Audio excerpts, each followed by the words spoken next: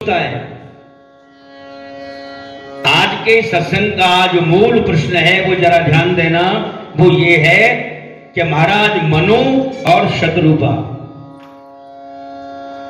अपने महल में एक दिन बैठे हुए और बैठे बैठे उनके मन में एक विचार आया। अकेले बैठने पर, अपना चिंतन करने पर हमें अपने बारे में ज्ञान होता है।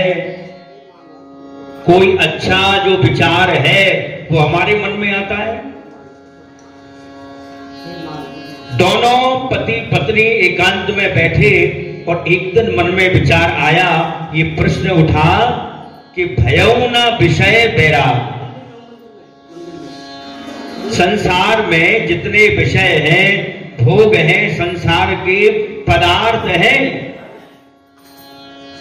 अरे भयउ न विषय बैराग, भवन बसत भा चौथपन और दंपति अति दुख लाग। दोनों ने विचार किया है। सारा जीवन निकल गया, विषयों से बैराग नहीं हुआ और ना कभी इनसे तृप्ति हुई। सबसे मूल बात यह है, सबसे अहम बात है कि हम भोजन रोजाना करते हैं, उससे कभी हमारी तृप्ति नहीं हुई, ना हमें कभी बैराग हुआ और ना ही कभी होगा। सारी उम्र निकल जाए, जीवन निकल जाए, बुढ़ापा जर्जर पूर्ण तरह से आ जाए, फिर भी हमें इन चीजों से, संसार से या किसी भी वस्तु से जो संसार में है, कभी बैराग नहीं होने वाला है। चौथापन आ जाए, दंपति अति दुख लाग, तो उन दोनों के मन में ये दुख हुआ कि जन्म गयो हरि भगत बिन। सारा जीवन निकल गया, भगवान की हमने भक्ति नहीं की और अब करें तो कर नहीं सकते। शरीर में ताकत नहीं है, शरीर में बल नहीं है, सारी इंद्रियां हमारी शिथिल हो गई हैं। क्या करें? बिना साधन किए, बिना भक्ति किए हमें मिल नहीं सकते। और एक बहुत बड़ी बात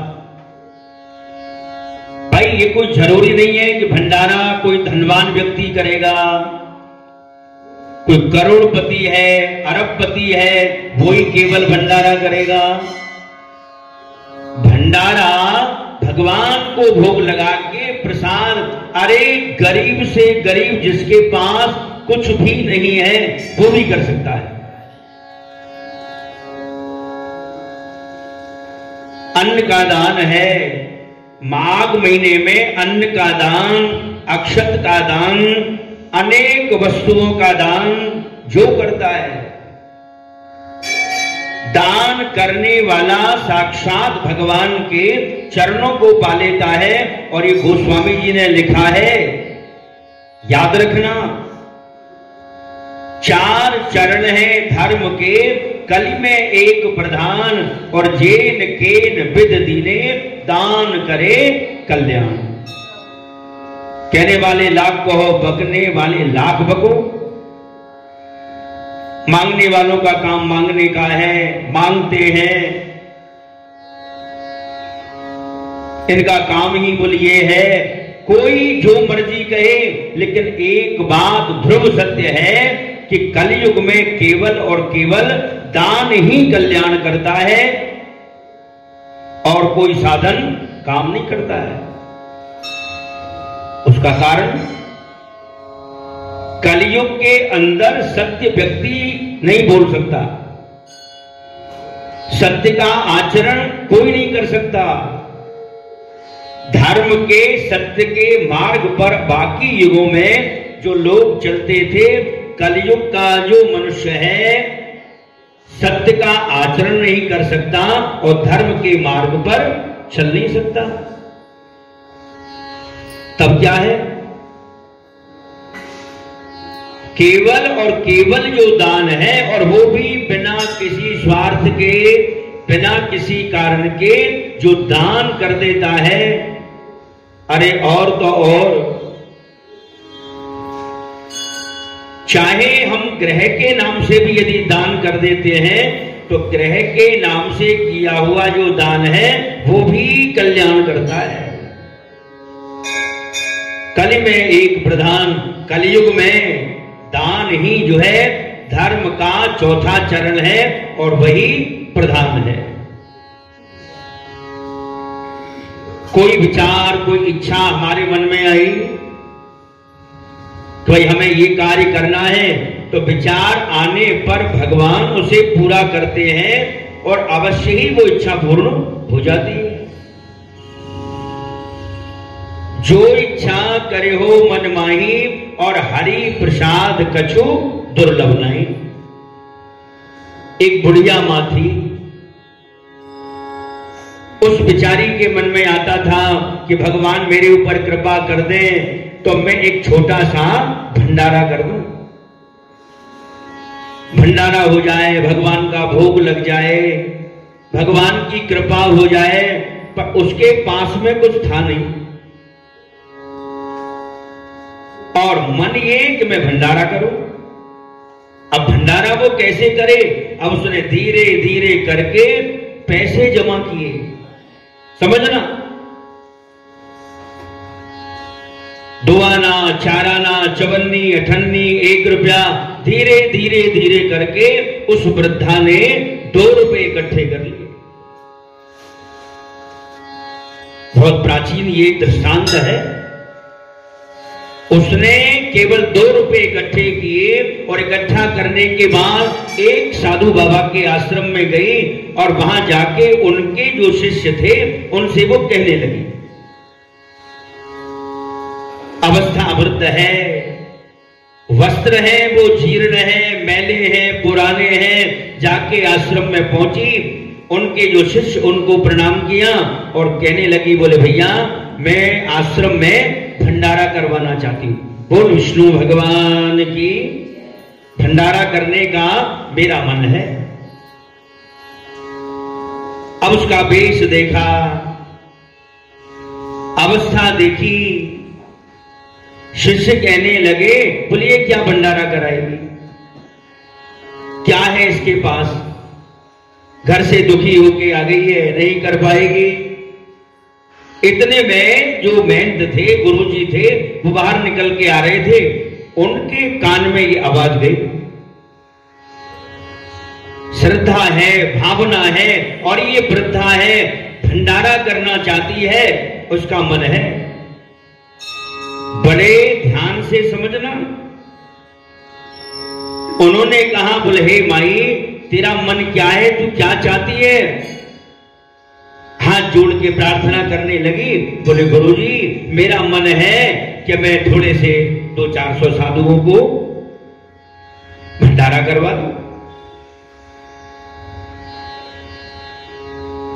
गुरुजी ने दया करके कहा, बोल कोई बात नहीं, तेरे मन में इच्छा है तो तेरा भंडारा हो जाएगा, पर ये बता तेरे पास भंडारे में लगाने को कुछ है?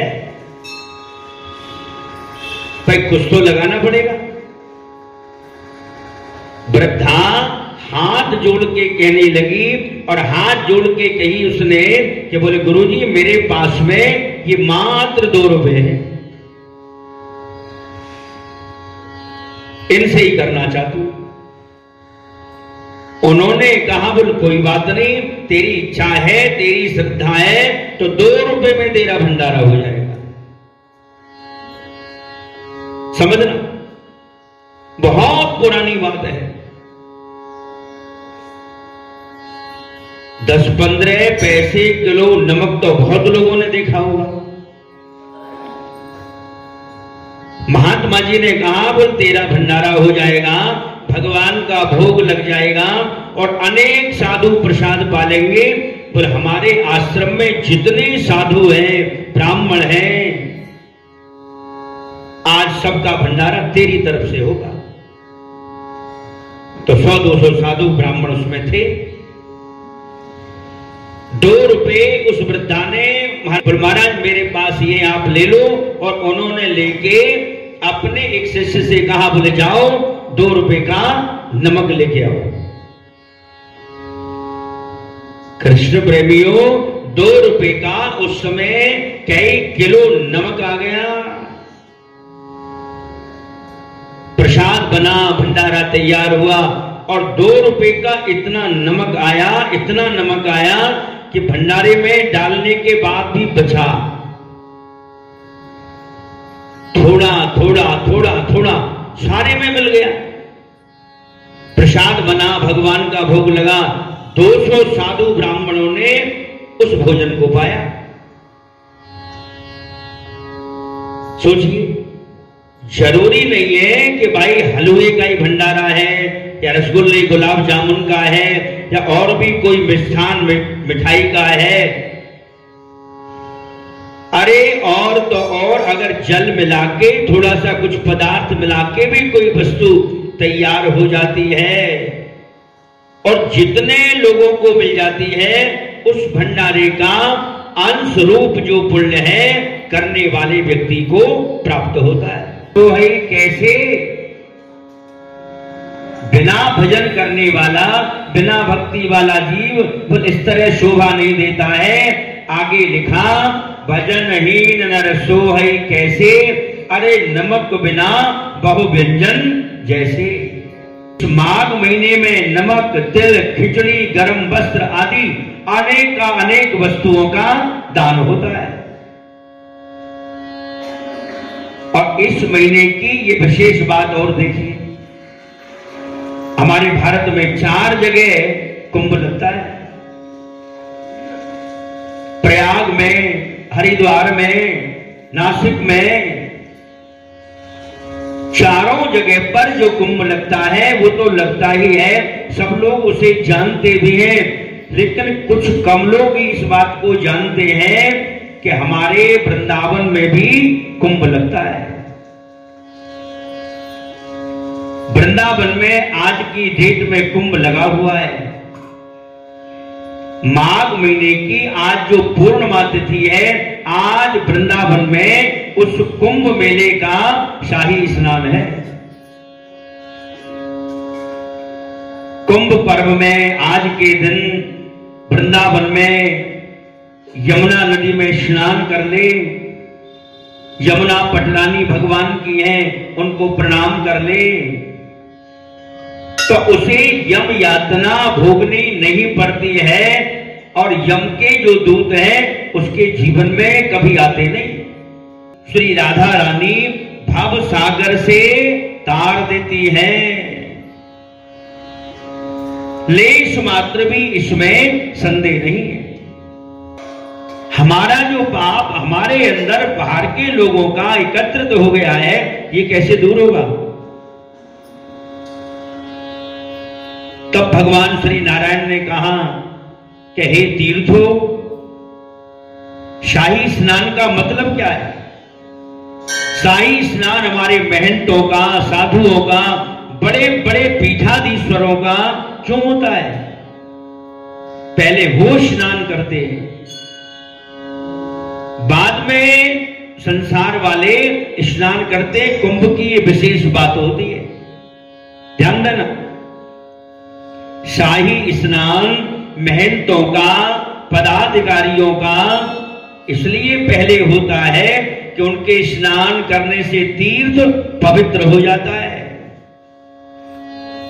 हम लोग तीर्थों में जाके स्नान करके कोई बड़ा काम नहीं करते।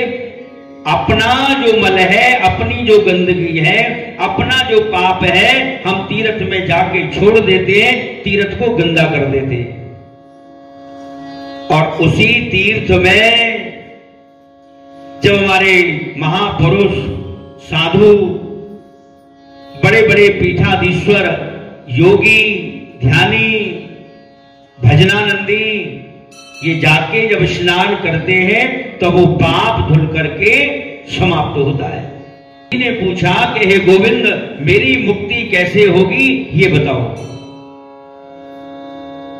औरों को तारने वाले, औरों का उद्धार करने वाले ऐसे ऐसे हुए हैं और आगे भी होंगे, वर्तमान में भी है कि स्वयं को भले ही नरक मिल जाए कोई परवाह नहीं, लेकिन सामने वाले का उद्धार हो जाए। उनका गोपाल से मेरी मुक्ति बताए, हे गोपाल मेरी मुक्ति बताओ। तब भगवान ने कहा कि ब्रजरज उड़ मस्तक लगे तो मुक्त की मुक्ति हो जाए। तीर्थ की रज ब्रज रज अगर हमारे मस्तक पे लग जाए तो हमारा उद्धार। भगवान मुक्ति से कहते हैं, बोले मुक्ति पड़ी रहो याई गैल में, जहां संत चले जाए। जाके रास्ते में पड़ जाओ, ध्यान देना। पड़ी रहो यही गैल में, यहीं रहो। जब साधु संत लोग यहां से निकल के जाएंगे, उनके चरणों से जब धूल उड़ के तुम्हारे मस्तक पे लगेगी तो मुक्त की मुक्ति हो जाएगी। नंबर 2, आयु नहीं है। आयु बहुत अल्प है, ज्ञान बहुत अल्प है। भजन भक्ति करना तो इस युग में बड़ा दुर्लभ है, और अभी तो भगवान की बहुत बड़ी कृपा है। आदमी चलो भाई 65, 70, लास्ट 75 भी वहां तक भी पहुंच रहा है।